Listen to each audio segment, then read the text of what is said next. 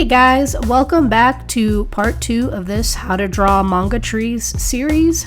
If you didn't catch my first video where I talk about the steps involved in making a basic tree, be sure to check out this link in the corner of the screen. But for the rest of you that are here to learn some new material, today I wanted to talk about how to draw tree bark and tree roots. Now, tree bark is something that can be drawn in many different ways. But we don't need to memorize or practice all of them because there are literally thousands of tree species out there. I mean, that would be a bit crazy to try and do, right? Are you crazy? What's better your damn mind? Luckily, manga artists, I find, stick to a few basic types. Forest trees, city trees, beach trees, and fantasy trees. The following trees that you see here are the kinds that I see in most manga. Depending on the artist's style, some artists will draw tree bark very simply and cartoony, meanwhile others may want to add more detail and realism. I've also seen tree bark with interesting shapes or ones that have dark shadows for a dramatic effect. But the most important thing to keep in mind when drawing tree bark is to make sure that the texture is also showing the form of the tree. What do I mean by this? I'll show you. If you look at this tutorial here that I found on the net, you'll see that the tree marks are following the form of the tree on the left-hand side. Meanwhile, on the right-hand side, the tree marks seem to be going in the opposite direction. Both of them are following the form or the shape of the tree, but only one of these is doing a better job at showcasing this. Can you guess which one it is? If you said the one on the right, then you're right. The right-hand side makes the tree branches look more three-dimensional because it's using cross-contour lines to show the tree's volume. These are what cross-contour lines are, just for your reference. Horizontal lines that go in the opposite direction compared to the direction of your object's form.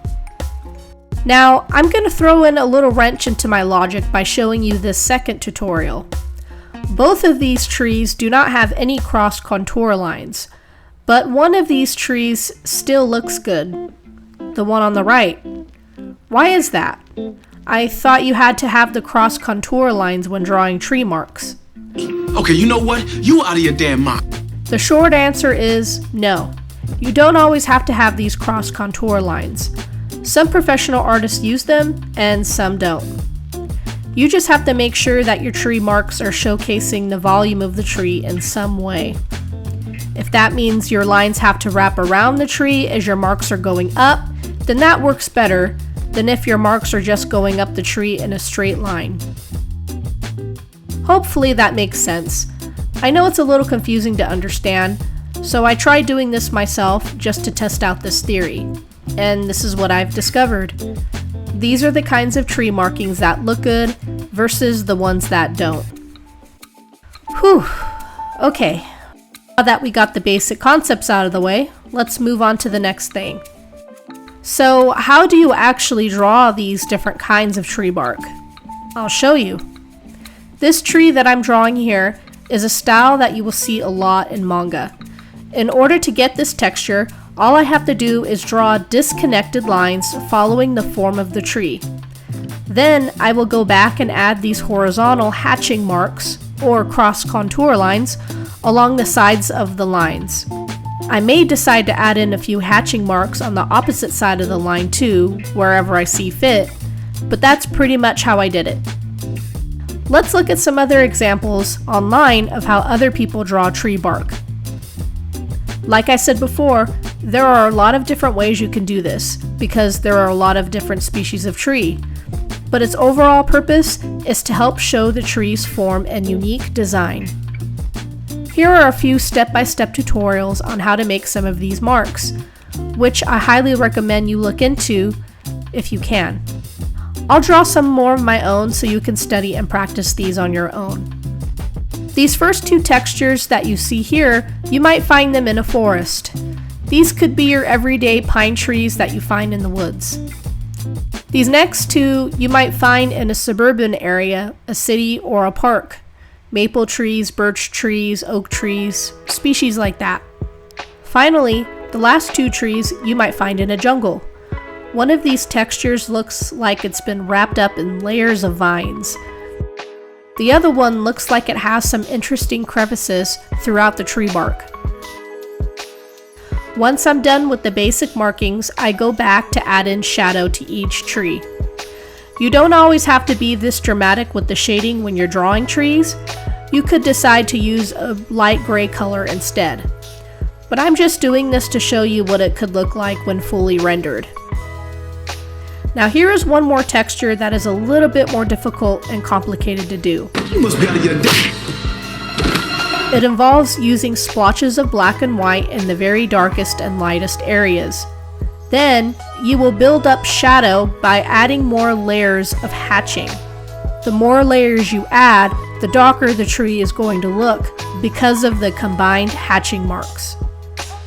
The last thing I want to talk about are tree roots, another important element of trees, though we don't always have to show them or draw them in our comic. Reasons being, not every tree species has roots coming up out of the ground, such as beech, palms, or birches. They just stick out of the ground like leaning poles. But as for other kinds of species, they have exposed roots, like these old oak trees.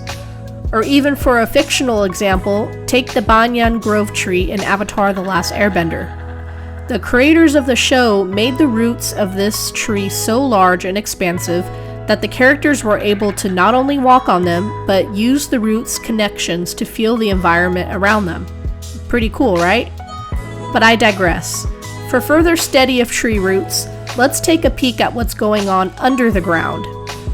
In order to seek nutrients and water, roots will continue to grow further and further away from the trunk. When drawing roots, you will really only see the parts that have made it above the surface. If you were to cut the trunk of the tree, you'll see that no matter what direction I draw the trunk in, the roots always stem back to the base of the tree.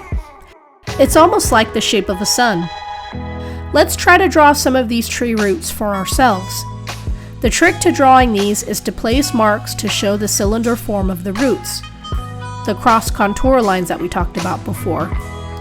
We can really get intricate with how much we want the roots to go under and over each other, but I'm trying to stick closer to the original reference photo that you see here. Feel free to pause the video to take a look at my sketches if you need to. But let me know if you guys want to see even more tree tutorials, because we haven't even covered how to draw different kinds of manga trees and leaves, and then learning how to draw trees from a distance.